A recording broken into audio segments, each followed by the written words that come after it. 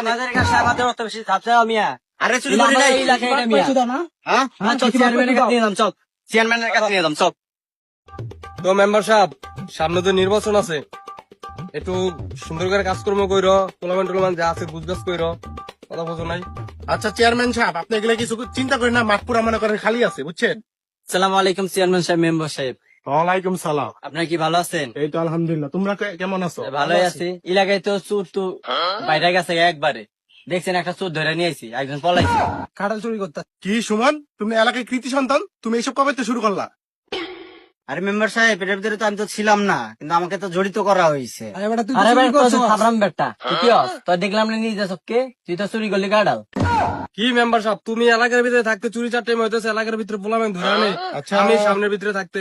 আচ্ছা দেখতেছি চেয়ারম্যান সাহেব, এলাকায় তো আমার কৃতি সন্তান, হয়তো কোনো প্যাসে পইরা কোনো আমার ক্ষয়কপ্পরে পইরা না এই অবস্থা হয়েছে। আচ্ছা দি, তো তোমার লাগে আর কে কে আসিল? আমার লগে তো ওই পাশে সুমন ছিল। কোন সুমন এটা? এই উত্তরপাড়ার সুমন। এই মেম্বার সাহেব, আজকে এটা সাইরালামু, তুমি ওই সুমন কে আছে ওরা ধরে নিয়ে আসো, বিচারটা একটু করার গার্জিয়ান সাথে ডাক দেন, ঠিক আছে? মতি, বলেন।